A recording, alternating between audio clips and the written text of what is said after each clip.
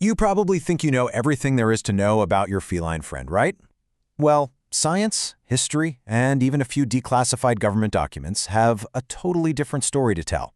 Welcome to This Explainer, where we're going to decode that highly specialized, scientifically fascinating, and honestly, just undeniably quirky creature currently sleeping on your couch.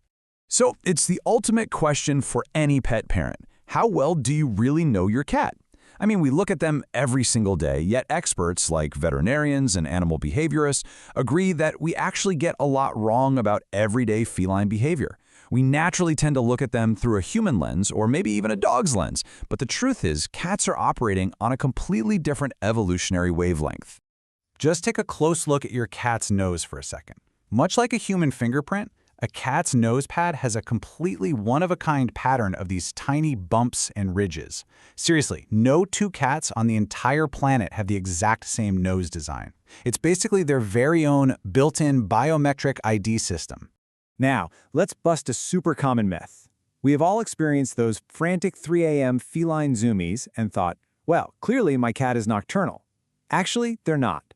Cats are what scientists call crepuscular. All this means is they're naturally wired to be most active right at dawn and dusk. So it's not just midnight mischief, it's a direct mirror of their wild ancestors' hunting patterns, literally timing their energy peaks for when prey is out and about. There's also this really distinct biological line drawn right down the middle of the feline family when it comes to vocal abilities. House cats, along with smaller wild cats like bobcats, can purr, but they physically cannot roar. On the flip side, big cats like lions and tigers, they roar, but they absolutely cannot purr. And there's only one exception in the entire animal kingdom, the cheetah. It's a big cat that can purr, but it just can't produce a loud roar. And hey, speaking of purring, this isn't just some cute noise they make when they're happy. It is a completely fascinating, hidden biological superpower. A cat's purr actually vibrates at a highly specific frequency range, right between 25 and 150 hertz. Why does that matter? Because this exact frequency range has been scientifically shown to promote tissue regeneration and bone healing. It's a self-soothing, self-healing mechanism. When a cat is injured or super stressed, they purr to quite literally heal themselves. How crazy is that? Here's another biological quirk you might not know. Your cat couldn't care less about your dessert. Because cats are obligate carnivores, which just means their bodies are strictly designed to consume meat, they actually have a genetic mutation that completely wiped out their ability to detect sweetness. They literally lack the sugar receptors on their taste buds. So that scoop of ice cream you're eating, they don't care about the sugar at all. If they're begging, they're probably just after the fat content. Section 1. Decoding quirky cat behaviors. So we know their biology is incredible, but what about those viral everyday behaviors we see constantly online? Take the ultimate internet question. Why do cats love boxes so much? We buy them a $50 plush bed, and they immediately go sit in the literal cardboard shipping box it came in. It seems like cats live by the universal law of, if I fits, I sits. We do know that confined spaces provide security and lower their stress, but scientists actually wanted to know just how deep this square obsession really goes. To elevate this whole box meme into the realm of cognitive science, researchers at Hunter College designed a citizen science study testing cats with optical illusions. Specifically, they used the Koninza square illusion. This involves placing 4 shapes, basically resembling Pac-Man, on the floor. They oriented them so that their open mouths create the visual perception of a square's corners, even though there are no actual lines drawn. The big question was, would a cat sit inside a box that is just a trick of the mind? Well, out of 30 cats tested at home, and get this, the owners had to wear sunglasses to avoid making eye contact and accidentally influencing the results, the cats chose to sit in the regular taped square 8 times. But remarkably, they chose to sit in the perfect Koninza illusion square 7 times. And they almost completely ignored a misshapen version. So the takeaway here is absolutely crucial.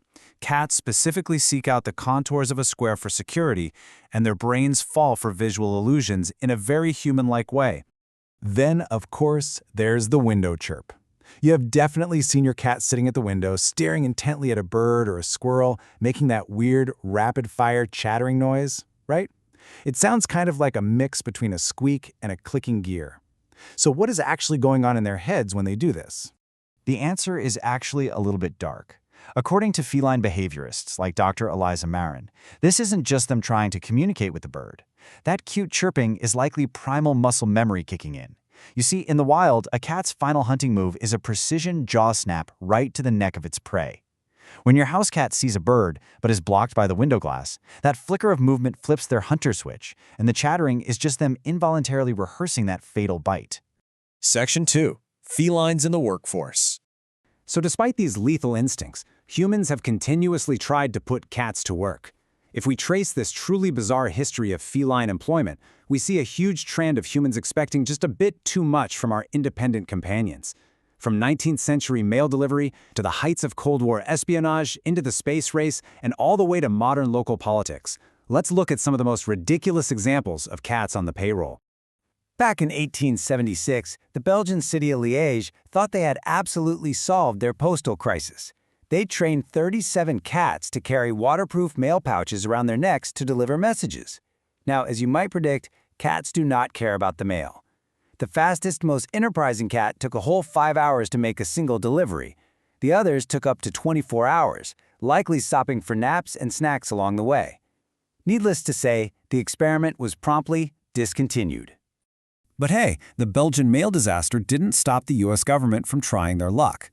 Just try to wrap your head around this number: $20 million. That is how much the CIA spent in the 1960s on a top-secret program called Project Acoustic Kitty. The goal?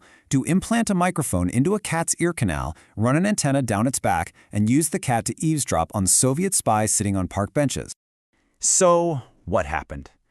Well, after 5 years of surgical developments and intense training, they took their multi-million-dollar spy cat out for its very first field test at a public park.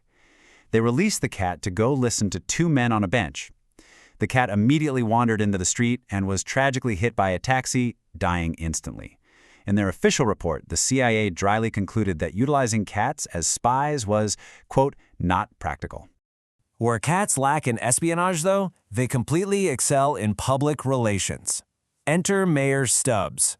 In 1998, the town of Talkeetna, Alaska, elected a ginger cat named Stubbs as their honorary mayor. And get this, he held the office for nearly 2 decades, right up until 2017.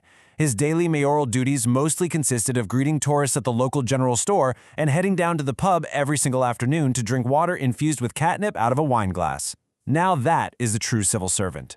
Section 3. The Ancient Domestication Mystery. We've laughed at their funny quirks and their pretty terrible resumes, but to wrap up this explainer, we really need to shift the tone to something slightly eerie. The long-held myth about cat domestication was relatively wholesome. Early farmers had grain stores, the grain attracted mice, and wild cats showed up to hunt those mice.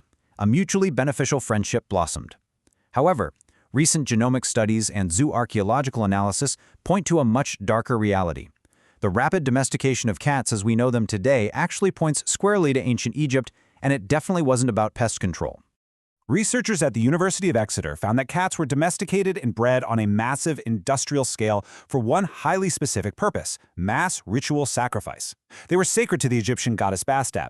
Millions upon millions of cats were systematically bred at temples for the sole purpose of being killed and mummified as offerings. The scale of this was so staggeringly massive that later on in the Victorian era, British companies imported actual tons of these mummified cats from Egypt just to grind them down and use them as agricultural fertilizer.